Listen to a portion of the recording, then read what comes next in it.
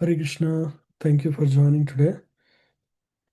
Om Ajnanatimirandasya Jnananjana Shalakaya Chakshurunmilitam Yena Tasmai Shri Gurave Namaha Sri Chaitanya Manobhishtam Sthapitam Yena Bhutale Swayam Rupa Kada Mahyam Dadati Swapadantikam Vandeham Shri Guru Shri Yuta Padagamalam Shri Gurun Vaishnavamscha Sri Rupam Sagrajatam Sagana Raghunathanvitam Tam Sajivam Sadvaitam Savadutam Parijana Sahitam Krishna Chaitanya Devam Sri Radha Krishna Padam Sahagana Lalita Sri Vishakhanvitamscha. He Krishna Karuna Sindhu Dina Bandhu Jagatpate Gopesha Gopika Kanta Radha Kanta Namostute Tapta Kanchana Gaurangi Radhe Vrindavaneshwari Vrishabhanu Site Devi Pranamami Haripriye Vancha Kalpatarubhyascha Kapa Sindhubhya Evacha Paditanam Pavanebhyo Vaishnavebhyo Namo Namaha. So today we are going to study verses from 40 to 46. Is from Radheshyam Prabhu's material and Srila Prabhupada purports. So we'll read the verse first.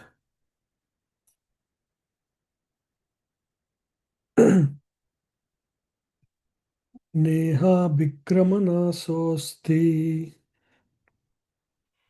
नेहाभिक्रमनास्तोऽस्ति Pratyavayo na vidyate प्रत्यवायो न विद्यते Swalpamapyasya dharmasya स्वल्पमप्यस्य धर्मस्य Trayate mahato bhayat. त्रायते Mahato भयात्. Yeah. So the translation, anybody want to read? Please read. This endeavor there is no loss or diminution, and a little advancement on this path can protect one from the most dangerous type of fear.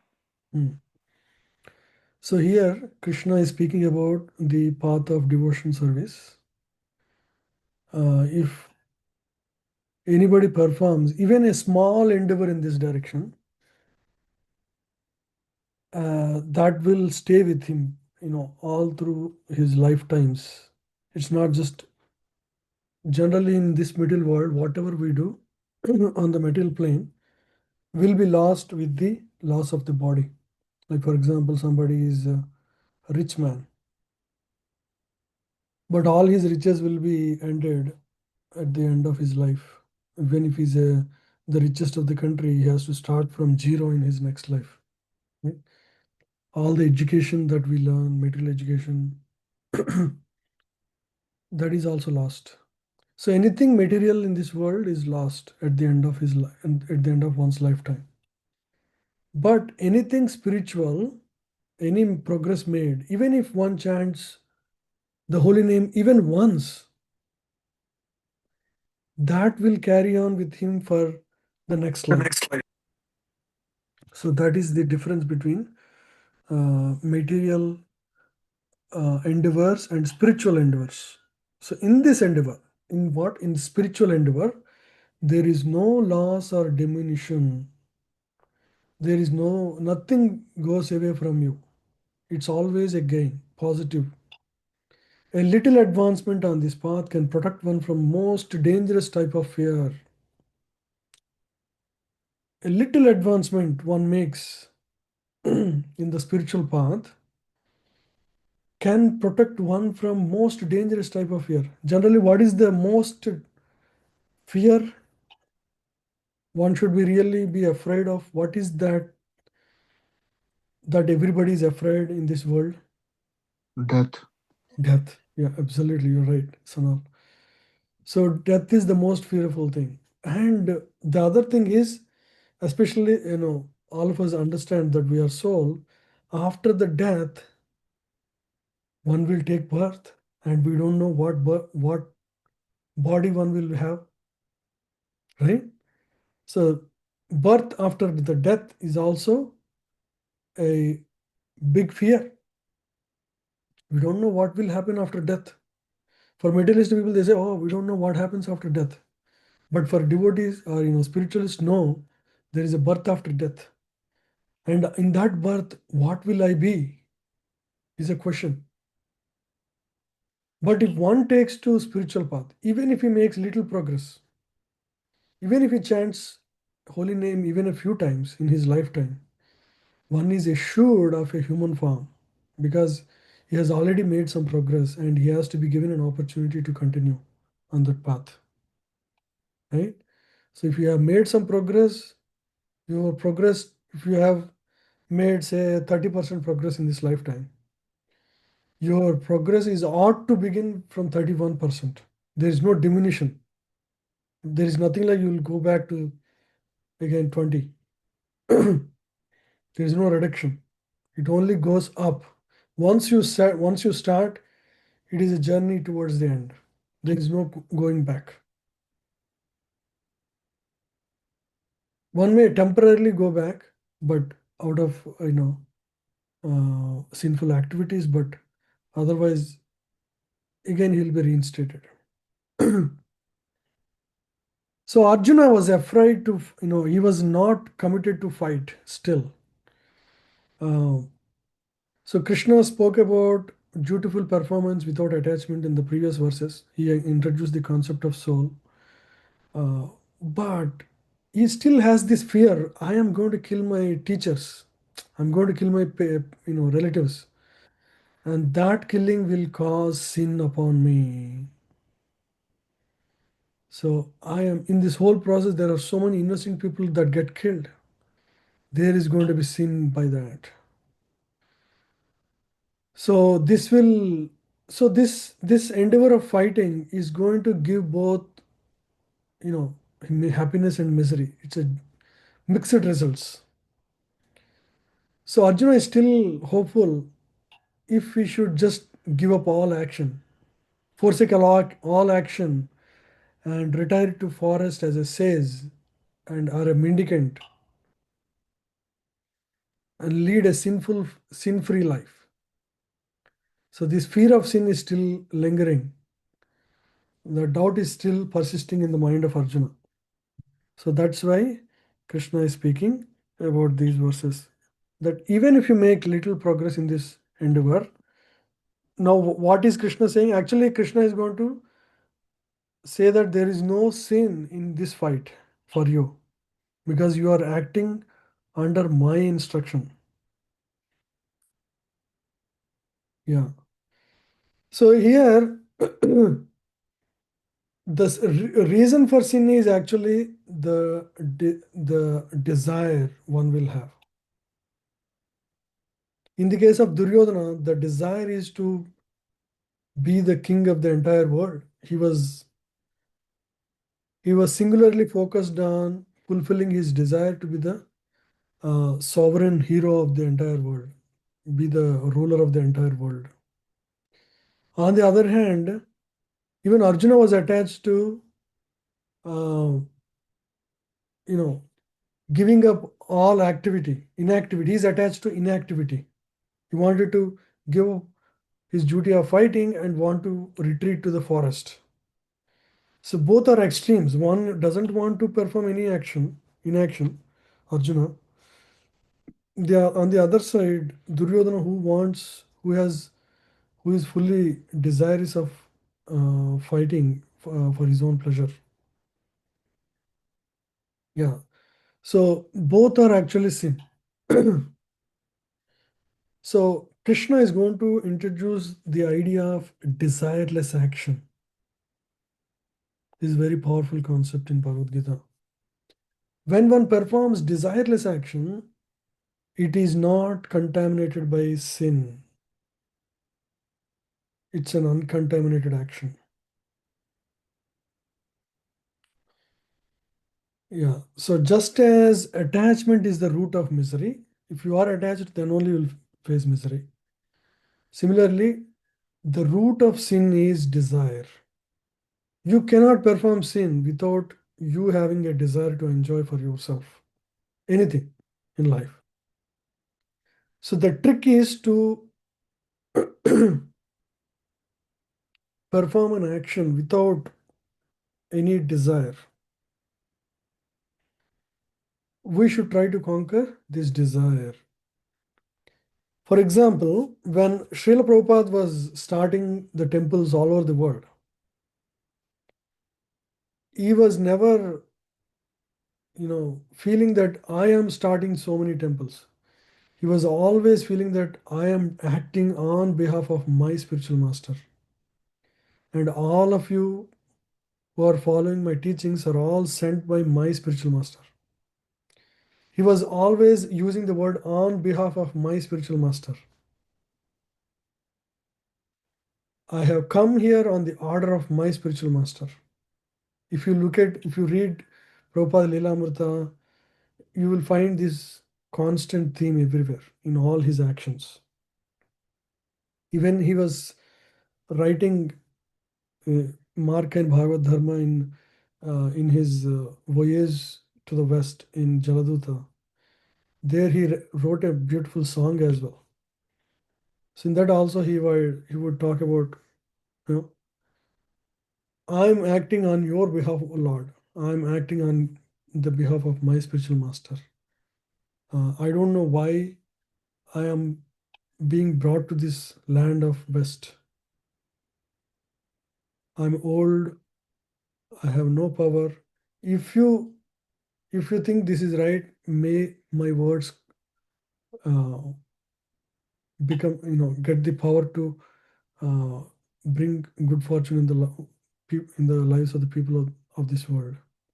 So in this way, he was always acting on behalf of his spiritual master.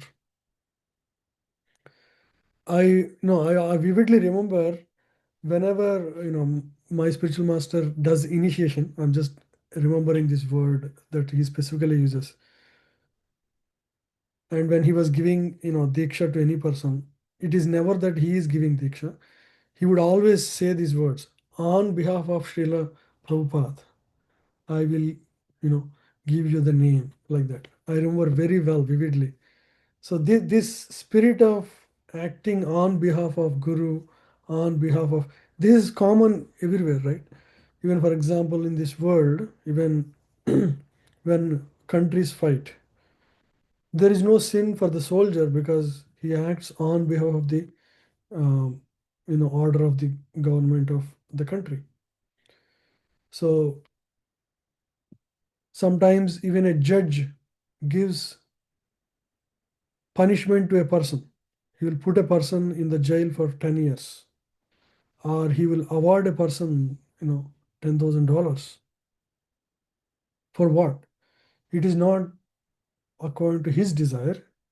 He is just acting on behalf of the law of the country. So the key word is on behalf of. We want to act in this world on behalf of Lord Krishna, on behalf of his servants or devotees in the line, any authority, spiritual authority or material authority. Then there is no sin. But if you act driven by the desire for enjoyment within your life, within your heart, then that will bound one to sinful reactions.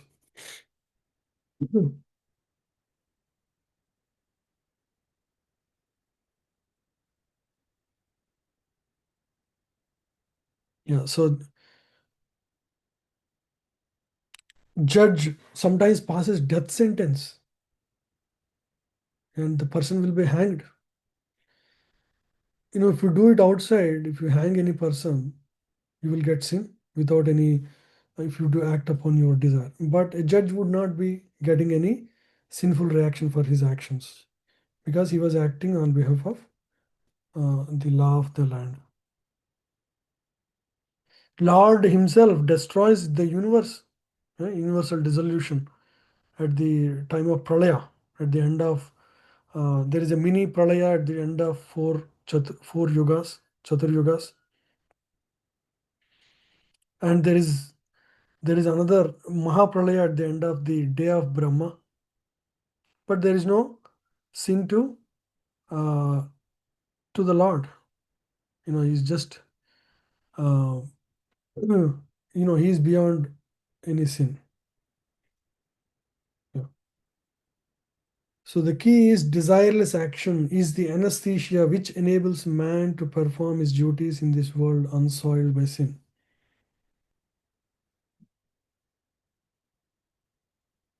Yeah. So desireless action is the anesthesia. Generally, when you take a, for example, injection, it pains you, or surgery happens. If there is no anesthesia, you'll go through immense pain. But if you have developed a mentality to or if you have an anesthesia, even though severe surgery, big surgery is happening, you won't have any pain. Similarly, if you have developed the desire, uh, the consciousness of desireless action, then you won't feel the pain by the desires that are pushing, that generally push a person towards desireful action. You see, it's a very powerful statement. So why one should develop desireless attitude and only act on behalf of the Lord? By that, one will act without much pain in this world. If one is too attached, if one is too desirous in this world, he will have to go through dualities, because the world is always going to give dualities. There is going to be pain, there is going to be gain. There is going to be gain, there is going to be pain. So life will throw you into dualities all the time. But if you act every one of your action in the spirit of desirelessness, what is true desirelessness? It's not like you cannot be desireless.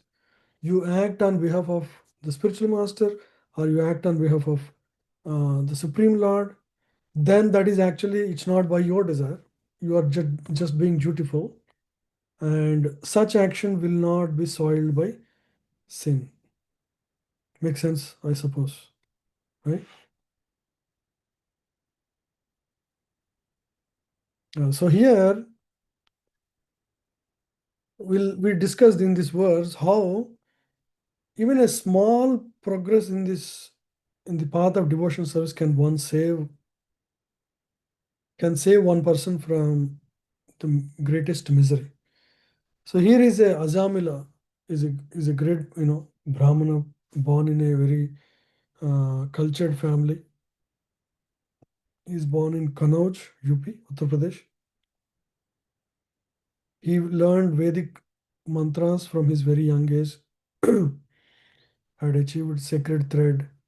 Was performing his dairy sacred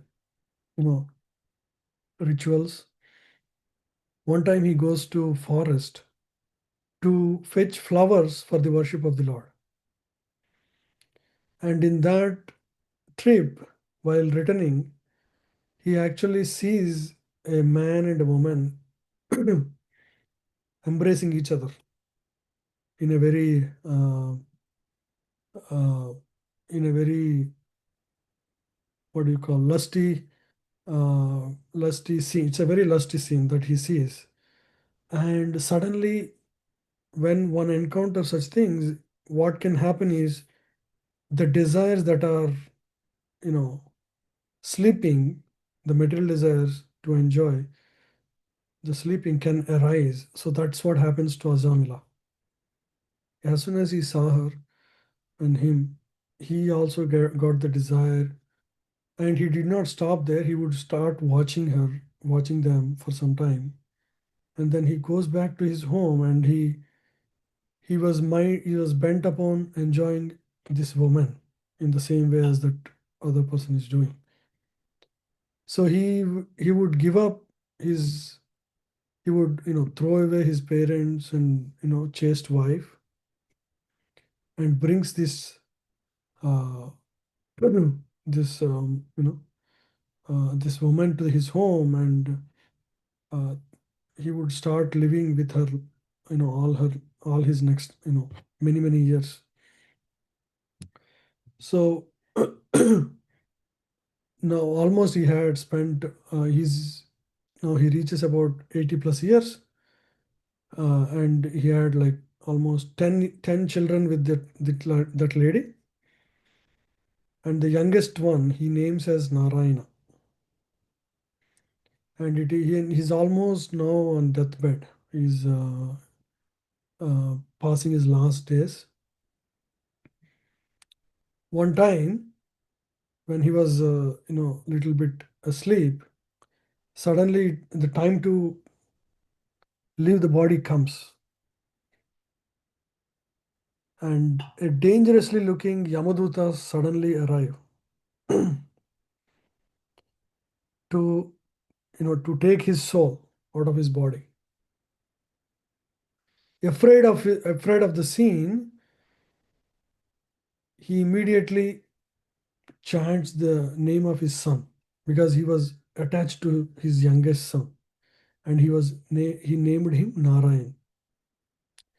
So as soon as he chants the name of Narayana, unintentionally, just out of his attachment to his younger son, so the Yamadutas were about to pluck his soul. At the same time, the Vishnu Dutas also arrive, because Lord has heard his uh, Ajamila's call out in a helpless way, and he dispatches the Yamadutas. Immediately, Yamadutas, in a split second, they come, and they actually try to, they ask the Yamadutas to stop, and they explain them, and Yamadutas tell them, hey, he is our jurisdiction, he is a very sinful soul, we have to take him to Yamalok. And Vishnudutas say, we understand he is a very sinful person. However, he chanted the holy name Narayana, and the holy name that he chanted even once has the power to take away the reactions of all his past mistakes. You can go back and check with your teacher, or your master Yamaraj, if that is true or not. And they were told to leave the place. And Yamadutas go away. And in fact, Ajamila watches all of this, and then he realizes what a terrible life he led. And he begs for a second chance. And he leaves to Haridwar and meditates for next 12 years on the Lord, and finally achieves actually the spiritual world. Narayan! Narayan! Oh, Narayan!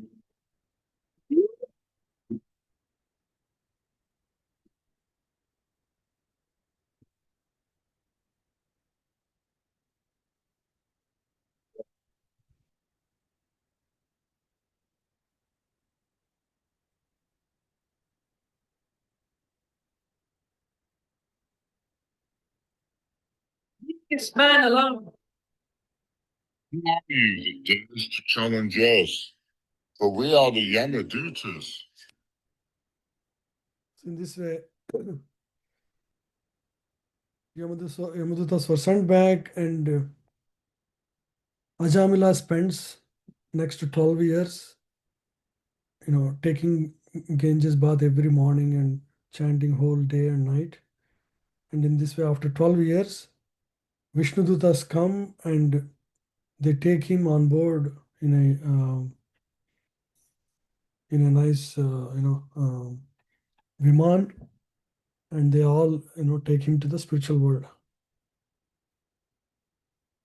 So what does it teach? Even a small endeavor, spiritual endeavor, can protect one from the greatest danger. So how powerful is the chanting of the holy name is what we can realize from this.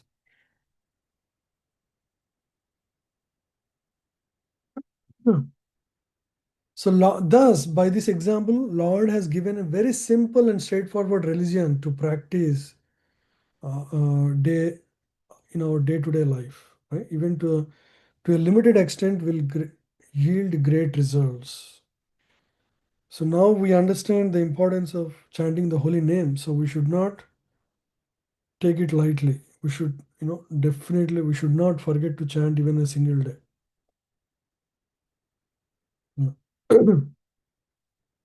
Similarly, Sudama gives only a handful of rice to Lord Krishna, beaten rice. And because he has given with a, with the spirit and purity of mind, with that, with the simplicity of devotion, Lord was very pleased. It's not the quantity, it is the quality that matters.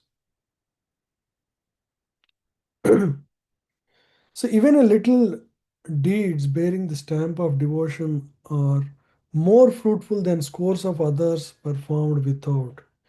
One may donate millions of dollars or billions of dollars like all the billionaires are doing. But if it doesn't have the spirit of devotion to the Lord in what he's performed, it does not really add as much value as performing even a simple activity of offering like simple fruit or flower every day. So that offering that you do every day is more valuable than even bigger charity, much bigger charities. Right? So it's the spirit in which we do that matters the most. So here is Bharat Maharaj. We all heard about this story multiple times. We'll just repeat quickly. So Bharat Maharaj saves a deer while meditating in the forest after giving up his kingdom. And he started caring for her so much that at the end of his life, he was remembering the deer. So that made him to take his next life as a deer.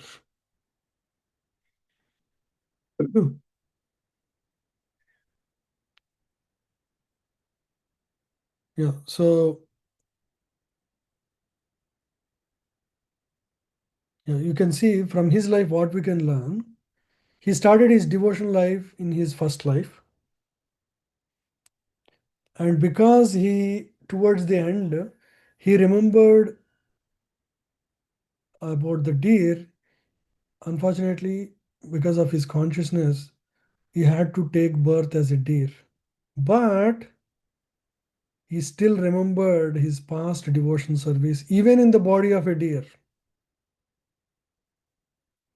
The lesson is any work that began in Krishna consciousness has a permanent effect, even though not finished. Is a very, very critical point. Even 1% done begins, you will start from 2%. Same in the story of Gajendra.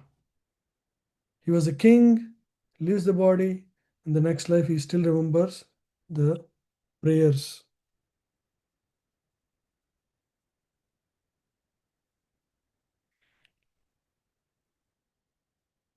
Yeah. So even if some person attains non-human body, he still can advance spiritually. Even in the body of deer, interestingly, Bharat Maharaj continues to progress in spiritual life. So because his consciousness is very advanced.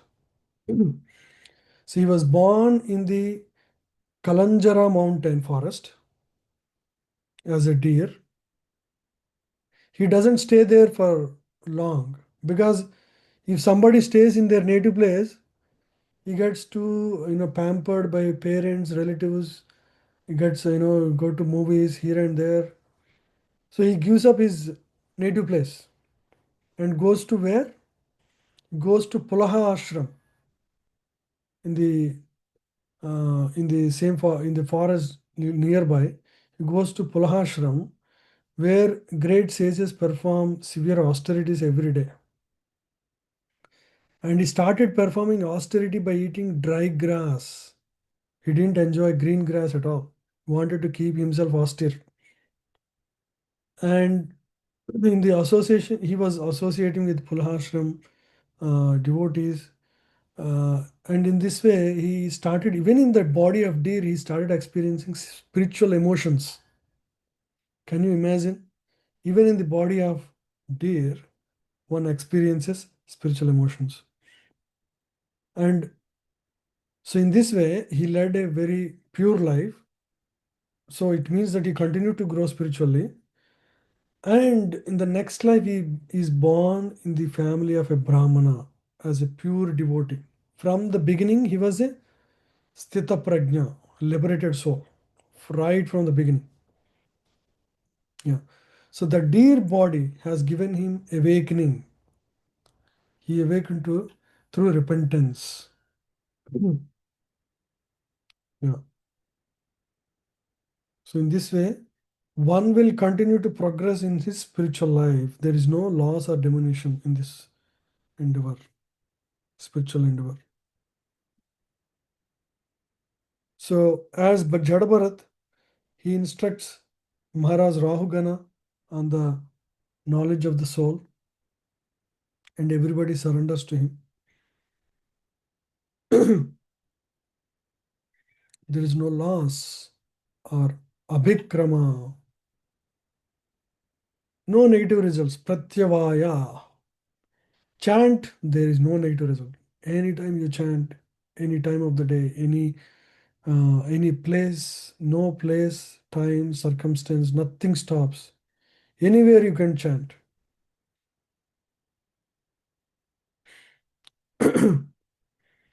So action performed without desire, nishkama karma, to the best of one's ability, yields the result in the form of steadiness in jnana.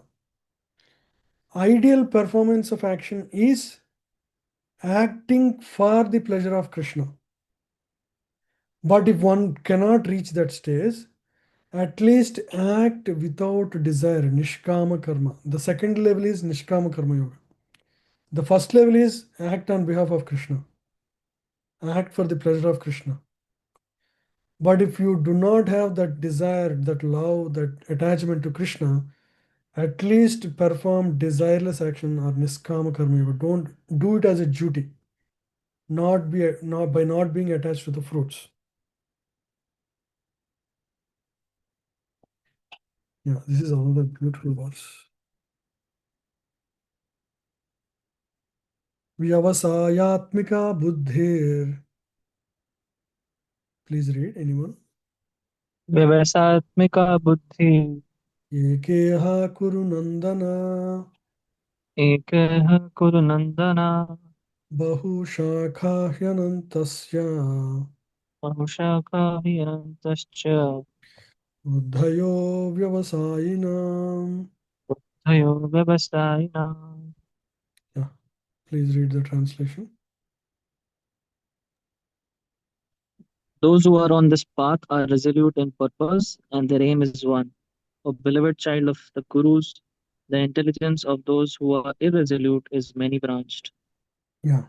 So this is important. If one is on the spiritual path, he is very clear the purpose about the purpose of life. Like for example, once you have come to Krishna consciousness, once you have started reading Bhagavad Gita, you understand you are the soul and the supreme is Lord Krishna, the absolute truth. And the purpose of life is to develop love for him and serve in that love. Serve first, Krishna, and then once you love Krishna, you start loving everybody, because you cannot start loving everybody and then love Krishna. Once you develop love for Krishna, then you actually naturally love everybody else, right? The love expands beyond that. So in this way, your purpose is very clear. So then your aim will be one. That's called Vyavasayatmika Buddhi. Vyavasayatmika Buddhi means resolute, no matter what, how many hardships may come. I am not going to give up my chanting. I'm not going to give up my service to Krishna. This is the purpose and life. And then I take steps to progress in spiritual life. I commit myself to Krishna by taking diksha from a bona fide guru, and then I'll continue to serve the mission, and the goal of my life is to the pleasure of Krishna. So that is very clear. How many people in this world have such goals? You can really count and hand. But because a person doesn't have such knowledge, wisdom, or you can also say it begins with mercy. Unfortunately, people's intelligence is scattered all over, many branched, irresolute. If one does not have Krishna consciousness in his life, naturally he has nothing that satisfies the heart. Because heart means soul. The soul can only be satisfied with Krishna. Now, if you don't have Krishna in your life, you can search for anything and everything in life, and you will be on that search forever and you will never be satisfied. So that's why this verse says, the intelligence of those who are irresolute is many branched. Resolution comes by focusing on the absolute truth. There is no other way. This is a very deep point. If you do not have Krishna in life, you have to be resolute in life. You cannot be fixed, and your determination is many branched. Your intelligence is many branched. It means that it keeps advising you in trying so many things. You will never be satisfied with what you get in life. That's by definition, that's how it works. Because the core of your self is the soul, and that is spiritual in nature. It's not material nature. Intelligence is material, and intelligence only can direct you to temporary things. The mind can direct you to only temporary things in this world, and they will never be satisfied because anything material is temporary. So you will stay irresolute forever until you actually understand the real purpose of life, understand your true nature, and understand the nature of the absolute truth, and understand the relation between the two, and act on behalf of the act in that understanding. Unless all this happens, you will never be resolute, and you are always on search for better things in life, and you will never be satisfied. It's like a chasing goal all the time, right?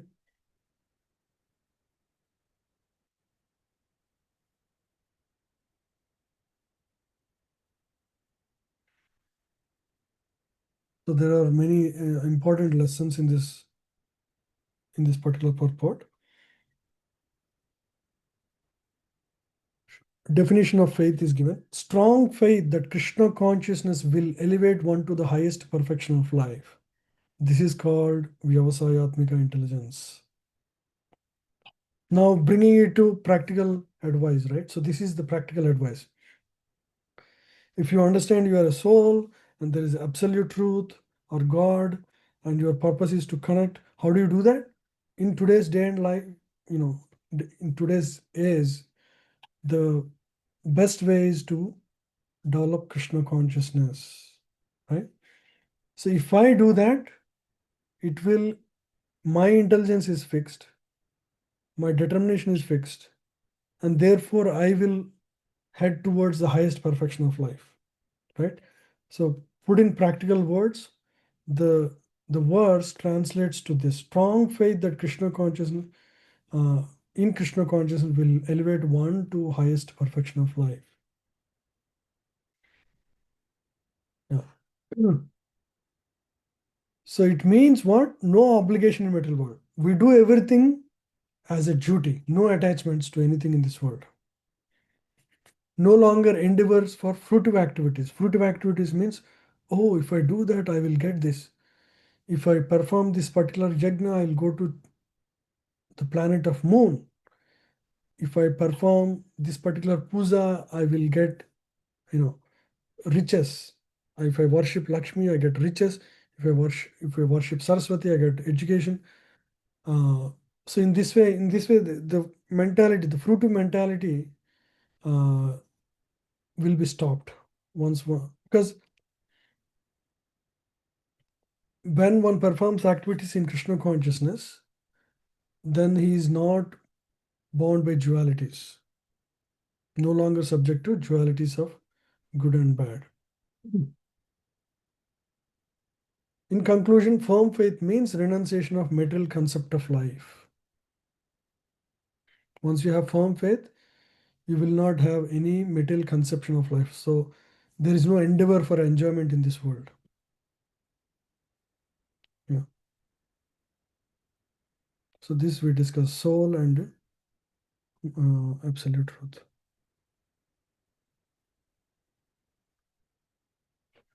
This is a very powerful statement in the. This is one of the favorite statement from Srila Vishwanath Chakravarti Thakur's purports on Bhagavad Gita. The Prabhupada was inspired by this to actually take the effort to come to the West to preach. Please read this. Anyone?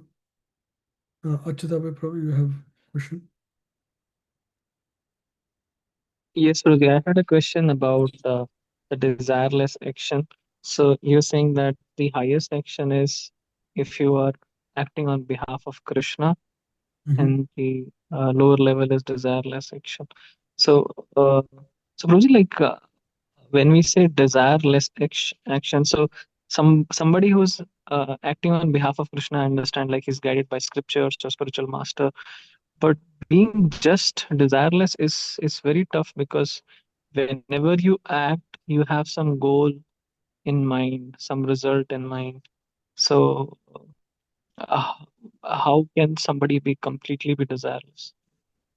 It's like this, even when a soldier is fighting on behalf of country, he's not attached to the desire to kill the opponent. It's not because of his opposition for a Pakistani that he is trying to kill him, brutally. It is out of duty. Similarly, a cashier vending money every day, right? If he's, oh, I am handling so much money, now I can use this for my enjoyment. I have so much money, I can find a way to steal some of this money for my pleasure. If he does that, then that is actually desireful action. But if he considers himself as just, I'm just acting on behalf of my, bank, it's about not getting into sinful tendency. It's not about specifically, trying to act desirelessly. It's performing one's duty dutifully out of the desire to perform duty. That's the only motivation. I'm dutiful to perform this, and I have to, do my duty to the best of my ability. So that is desireless action. Without considering how I can cheat or how I can, uh, one's own pleasures and pains should not uh, come into the purview of action. More practically, that's how we can take. Yes, Prabhuji, makes sense.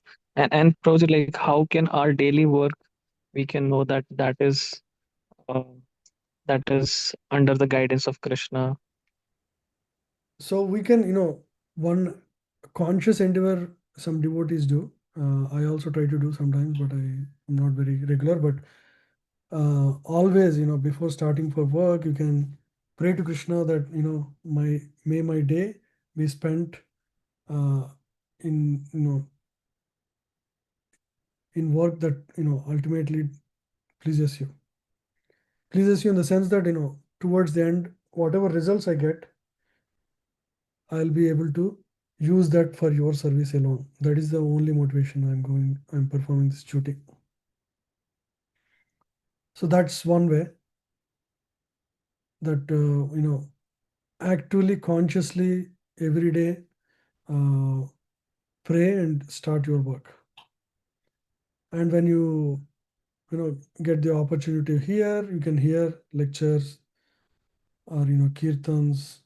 That way you spiritualize your day, right? We don't know how whatever we build will be used, when it goes out. So we always do it out of duty and ultimately for the, you know, using it for the right purposes in Krishna consciousness. That's all we can do. We don't have a lot of choices there. Okay. Thank you, Prabhuji. Yes, makes sense. Yeah. I remember one of my devotee friend, he would put like a lot of alarms every day. The alarms, remind him about Krishna. For example, he would say, "Wake up for the service of Krishna to chant the holy name." Like that, his alarm is named like that. At 4 o'clock, he sees that, and okay, I'll wake up, and he will chant the holy name. And then, at 7 a.m. in the morning, he says, offer bhoga for the pleasure of Krishna, like that. So he has alarms every 2 hours, 3 hours. Even at his work, he has alarm. Okay, start your work. Ultimately to please the Krishna, right? Like at 9 o'clock, he has such alarm. At noon, he has something. So it's a reminder that okay, I'm in this temporary world. I'm not here, for enjoying in this world. May my remembrance, may my be always be of Krishna. So in that way, we spiritualize, as far as possible.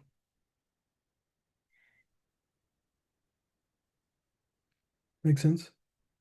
Yes, Prabhuji. Thank you, Prabhuji. Yeah. Please read, anyone?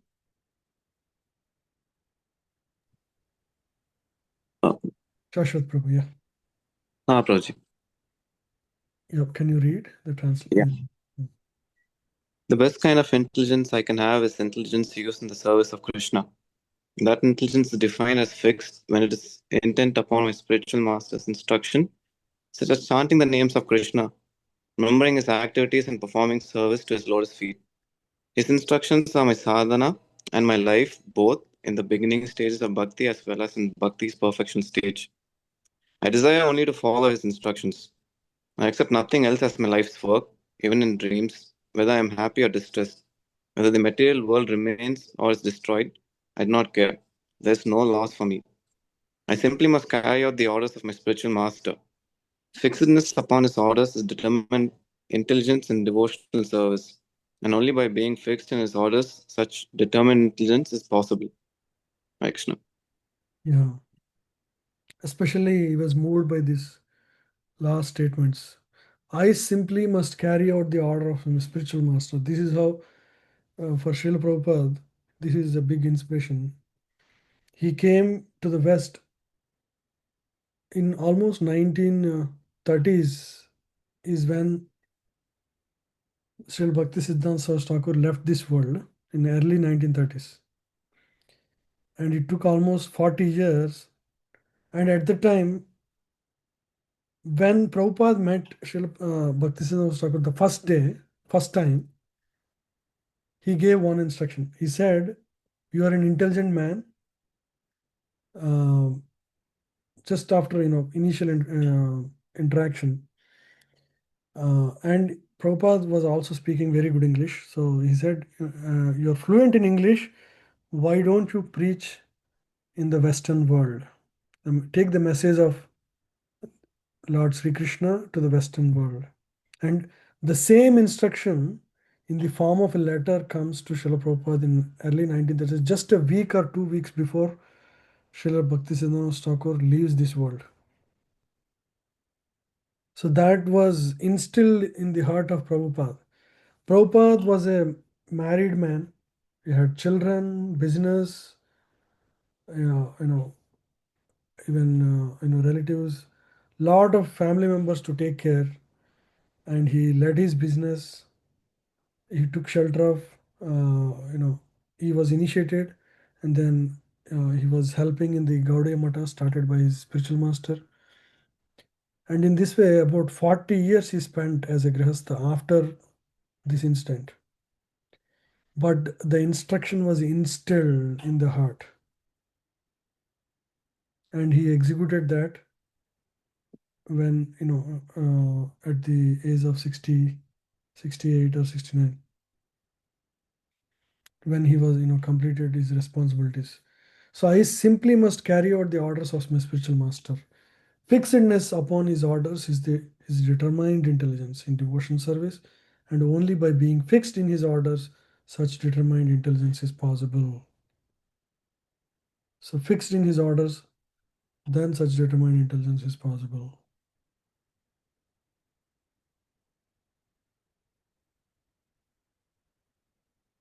So Bahushaka Anantascha is the word used for the people whose intelligence is scattered in many directions. Right? Because in Vedas there are descriptions of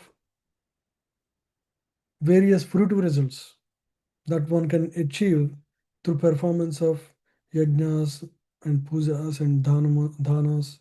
So in this way, there are many ways to enhance one's material life. Let's read this verse. Yamimam pushpitam vacham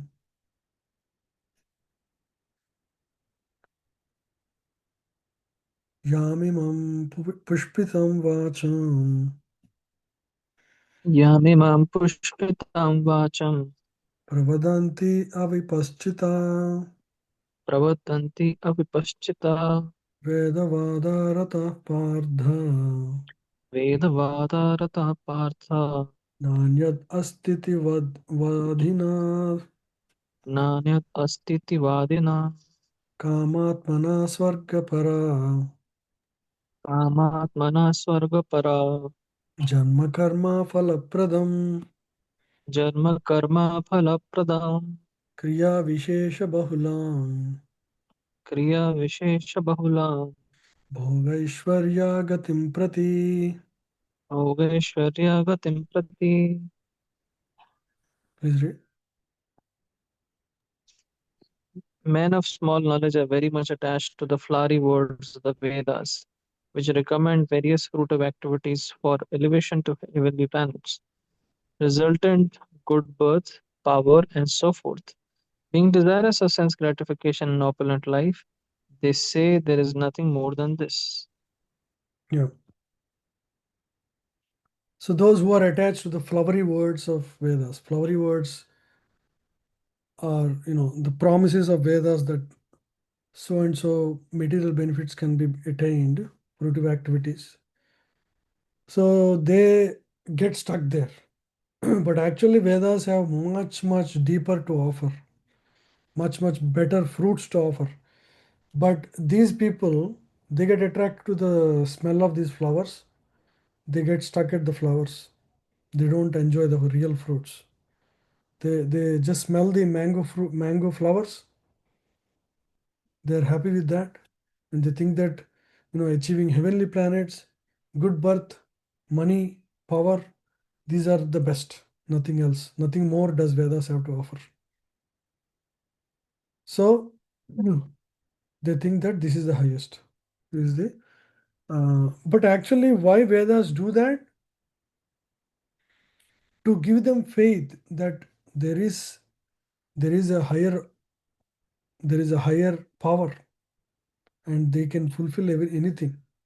So in this way, it develops faith in the higher power, that one may, if he wants something, he has to go to the higher power. But in the process, they get in touch with pure Brahmanas who perform these Vedic rituals. And by looking at them and by being associating with them, by hearing from them more and more, they may ultimately become detached from all these material uh, activities. That is the goal of having these flowery words in Vedas, so that it's like in the beginning, when a child goes to school, mother wants to give Cadbury because the child is not attached to go to school. He doesn't want to go to school and study. So mother, just to as a bait, gives the child a chocolate every day. If you go to school every day, I'll give you Cadbury. But after 2 months, when the child is used to going to the school and started learning, mother takes away the Cadbury because he knows this is very bad for the teeth. Similarly, Vedas, the flowery words of Vedas are not very good for the spiritual growth. So, ideally, the modes of nature, dvandvas of this world, they will teach enough lessons for a person in the middle world by giving, letting him go through the dualities of this world, it will teach him that this is not the highest goal, that one should aim for spiritual growth. That's the only thing that's permanent. Yeah. Men of small knowledge act only for opulence. Yeah. And therefore they follow and consider only those portions of Vedas that grant material boons. So they think that this is the only thing that matters. Yeah. So Madhvacharya, another great Acharya, he says in his purports, Vedas offer worldly benefits for those who seek, but they offer much more if you care to dive deeper and get at the truth. There is a category of people who are followers of Vedas. They are called Mimamsakas. So they are attracted to these flowers. They are the ritualistic Brahmanas, and the so-called followers of the Mimamsa philosophy. So they don't understand the real purport of Vedas. The real purport of Vedas is given by Krishna in Bhagavad Gita. Vedaischa sarvaim ahameva vedya. The whole purpose of Vedas is to know me. If you do not know, you seek Vedas, but you do not understand Krishna, then the intelligence behind everything that is manifest, then you haven't understood the real purpose of Vedas. Right? Without knowing the mystic import of the Vedas, and by running after the cheap superficial rewards, we would be robbed of the fruit of immortality. So Mimamsakas commit this mistake.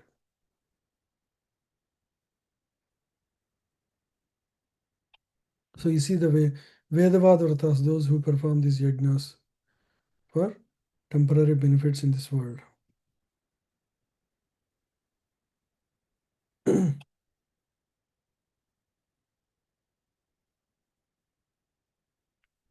So in this purport,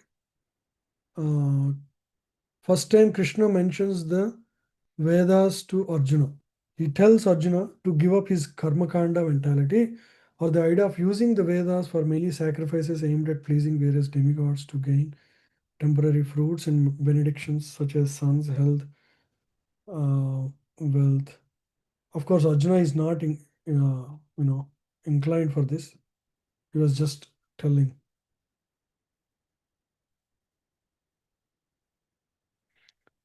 Even for the sake of worldly gain, in one of the verse, Krishna says, you should fight. So this is just explanation of that. So Krishna speaks to Arjuna at various levels. So at one point he speaks about karmakanda level, why you should fight at least for the worldly gain. Then he speaks about buddhi yoga, then jnana yoga, and then bhakti yoga.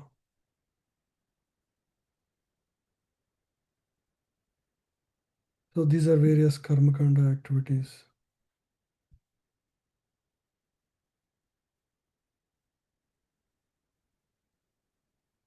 Yeah, this is another important verse. Bhogaishvarya prashaktanam भोगैश्वर्या प्रसक्तानां tayapahrata chetasam तयापहर्तचेतसां vyavasayatmika buddhi व्यवसायात्मिका बुद्धिः samadhau na vidhiyate. समाधौ न विधीयते. Yeah, please read translation. In the minds of those who are too attached to sense enjoyment and material opulence, and who are bewildered by such things, the resolute determination for devotional service to the Supreme Lord does not take place. Yeah. So the worldly attachments act as a binding, and therefore they bewilder the soul. And for such people, those who are too attached to the enjoyments in this world, fixed determination for performing devotion service. Fixed determination means, okay, being very regulated every day, chanting 16 rounds, or whatever rounds you have fixed upon, following 4 regulative principles. performing everything as a devotion service. So such determination is very difficult to arise, right? So one should be very careful while living in this world. If one seeks a lot of material comforts, enjoyment, so that may become a hindrance for attaining very strong determination in this world. So one should be very careful. And see, he's attached to woman, he's attached to money, like that. So two obstacles for the resolute determination of devotion service, also called as samadhi, which means mind fixed for the understanding of self.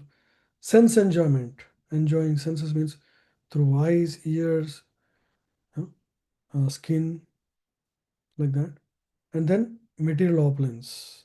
So these are the obstacles. Yeah. So Vedavad Vratas we have seen. So they are attracted to either sense gratification or material opulence or both. So because of that, resolute determination like this yogi do not arise.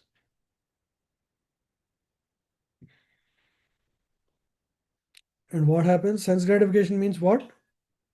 To, because of good birth, being born in a very rich family, one naturally has the opportunity to enjoy the senses, right? So, or maybe one will go to heavenly planets, desiring heavenly planets in this world, performing various, yajnas for that, attaining power, women, or wine. So these are various ways to, gratify one's senses. So Vedas have all these sections. What are they? Jnanakanda. Jnanakanda is the philosophy section. And then Upasana. Upasana is the methods of worship of various devatas, ultimately also spiritual, the Supreme Lord. And then Karma Kanda, how to improve material happiness. Yeah. And then one will perform, people who are not intelligent due to ignorance, they're attached to fruitive activities and they're attracted to, the sacrifices. And so this is a cycle.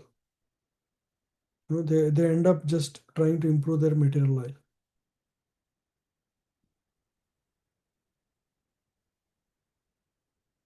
Yeah, Nikita Mataji.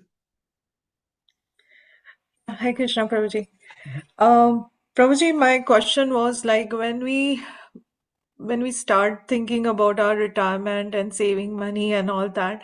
So my question is, am I thinking about this material opulence when I'm planning for that or thinking about that, or is that something I'm making my future life secure from the spiritual perspective as well, so that I don't have any material pressure during that time of my life. So I'm just trying to understand, is that my attachment to money, or is it just that I'm planning for a better, spiritual life? Very good question. Actually, very practical question. So ideal phases of life is 25 years of education, right? Brahmacharya. 25 to 50 is grihastha. 50 to 75 is vanaprastha, and 75 onwards is complete retirement. Vanaprastha is where, so 50 plus years is when one is expected to um, try to reduce the endeavors to earn money, etc., and focus more on spiritual life. Okay. And to be able to do that in this world, you definitely need savings. Otherwise, there is no way you can do that. So planning life such that if you are if you're planning, oh, how I can go and enjoy in movies or clubs or whatever, that of course that is wrong. But planning to retire is something that everybody should do, by the way. It's not just you. Otherwise, you will, suppose you have to work till 70 years and you have very little time to really focus, give full attention to Krishna. What is the point? So thinking about that is fine, but at the same time, we do not be too much focused only on that. Okay, try to be wise and intelligent and try to save so that you don't need to work all your life. Lead a simple life and plan such that you may be able to retire by 50. 50 is also very not easy today. Maybe 60. That's why generally in government they keep like 60 years is the time you can stop working. But at least 50, 60, at some point you have to plan. Plan so that you can really focus on serving Krishna, studying, the scriptures, teaching, helping others. Otherwise, there is no end. There is no end to, material life. It will drag on. If you don't plan like that, what happens is you will just lead, and at the end you will realize, okay, what happened to my life? All my life I worked, and what did I gain? I just married my children, educated them, and I just continued working, and that's it.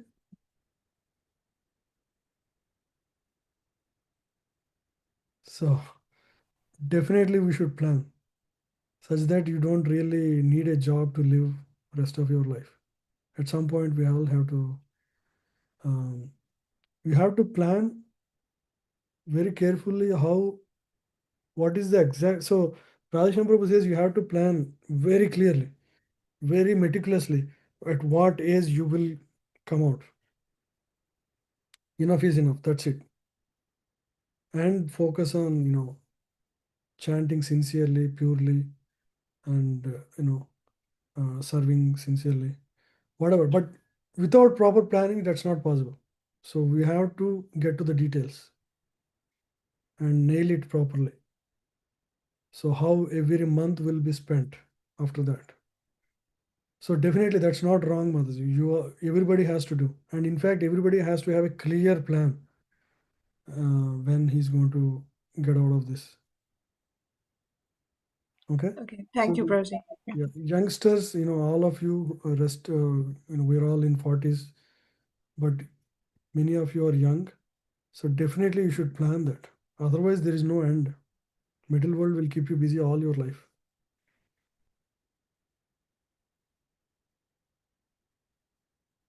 So rise above the three modes, be free from all dualities and all anxieties for gain and safety. Be established in the self. So this verse is saying, rise above anxiety for gain and safety. Interestingly. Yeah. Traigunya Vishaya Veda.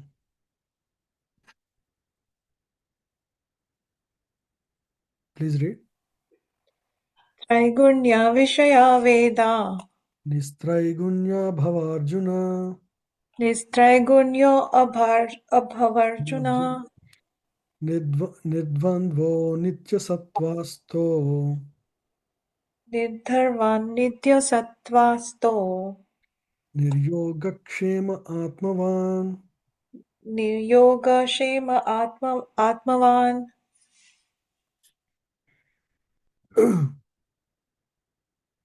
Yeah. So in the purport,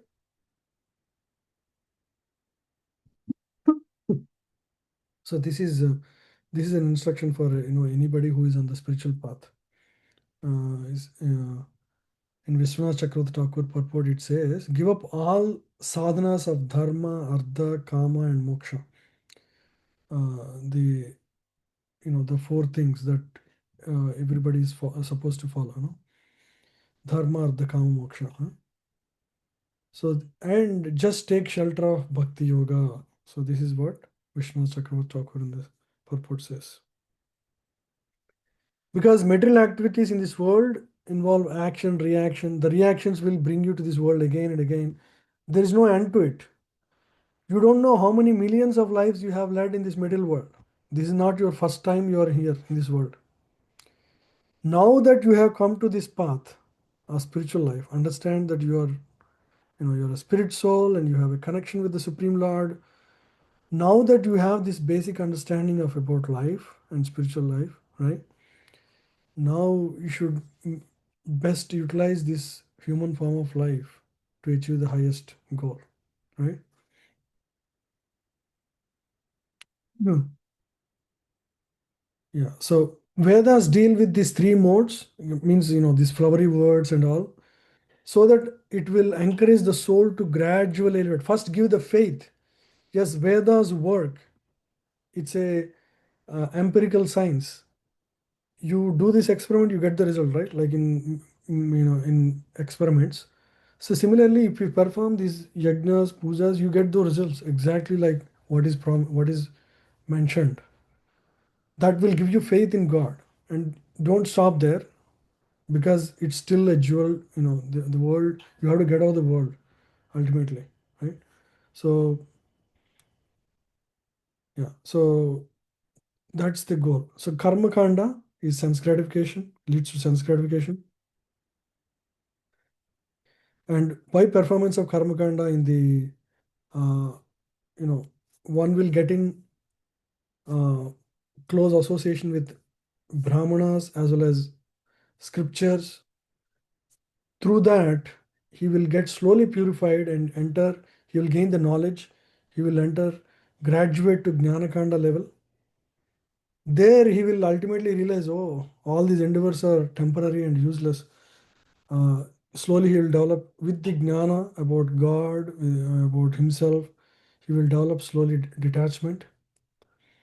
Then he will reach the final stage of wisdom, which is Vedanta, which is what we are trying to understand as part of Krishna consciousness, right? Directly. So Vedanta means the primary or the conclusions of Vedas. The conclusion of Vedas is, the purport of Vedas is to serve Krishna. That's the only purport. Yeah. Provokes Arjuna to rise above karma kanda rituals. This family destruction of family tradition, right? This is one of the argument of Arjuna. Tolerate dualities which will continue as long as material body exists. There is no way you can stop. There's going to be pain and pleasure. Both will be there all the time. Become free from anxiety or law of loss and gain and be established in the self. Now, this transcendental position is achieved in full Krishna consciousness because one is fully dependent on the goodwill of Krishna. This is a Vedic knowledge chart we have studied. Is the last verse for today. We'll read this. Yavan ardha udapane. Anybody? Rahul? Are you there? Yeah. Yes, Ji. Able to read? Yavanartha udapane Sarvata samplutodake sarvata samplutodake tavan sarveshu vedeshu tavan sarveshu vedeshu brahmanyasya vijanata. brahmanasya vijanatah. Please read the translation. All purposes served by a small well can at once be served by a great reservoir of water. Similarly, all the purposes of the Vedas can be served to one who knows the purpose behind them. Mm. Very good. So this verse is very important. In the olden days, in villages, they used to have four, five wells. One well for drinking water, one well for washing cloths, one well for taking bath. So in this way, because water gets mixed if you use the same well. If one is taking bath and the other is taking water for drinking, the water gets contaminated. So they used to have separate wells. But if a particular village is fortunate to have a flowing river through their village, the river is always flowing, so there is no accumulation of dirt. So in such waters, one can use that water, at one corner for drinking water and another corner for washing clothes, another corner for taking bath.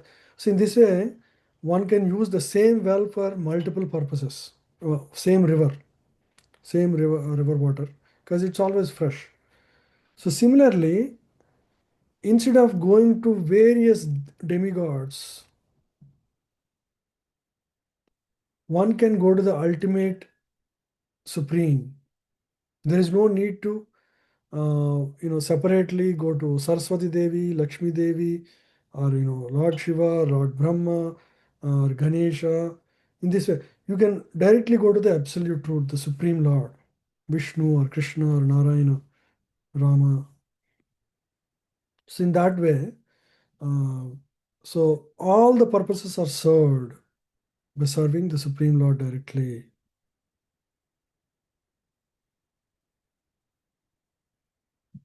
You see the example here.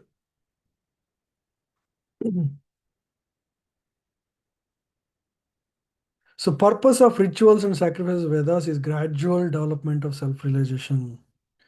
What Srila Prabhupada has given us is elevator path, directly Krishna consciousness, without going through the gradual process, right?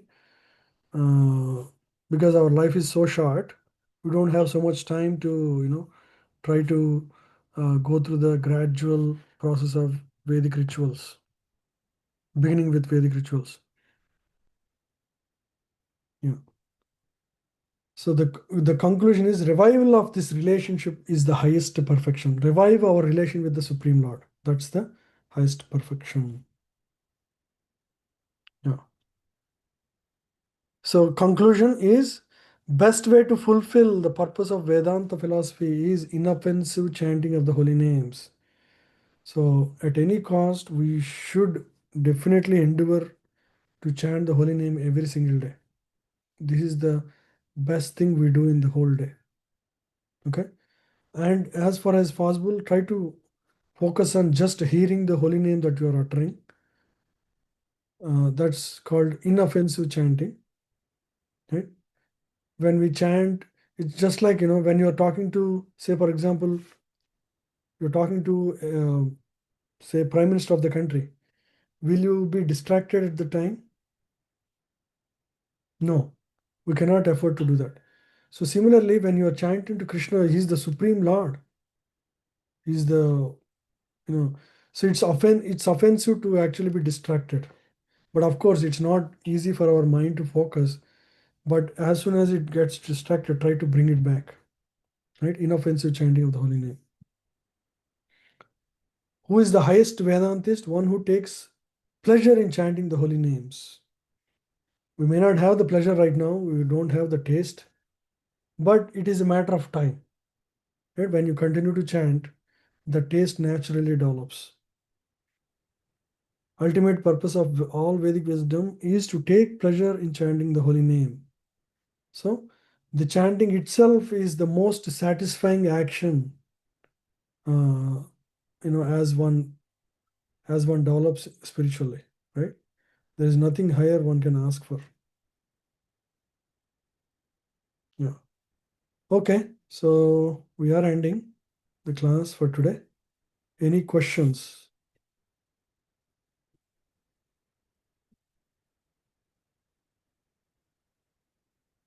Okay, from next week we have in-person classes. We are very sorry for all the delays that we have gone through.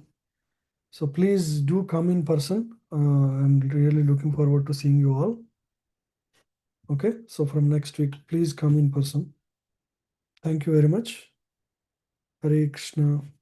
And I hope will you all like the quizzes that we shared last week. We'll do a similar thing again. So please pay attention to the classes. Okay, and I will request everybody to answer, all of you. Okay, thank you all. Hare Krishna. Hare Krishna. Thank you, Prabhuji. Hari Bol. Thank you, Prabhuji. Hare Thank you. Krishna. Hare Krishna. Thank you, Prabhuji. Hare Krishna. Thank you, Hare Prabhuji. Hare Krishna. Hare Bol.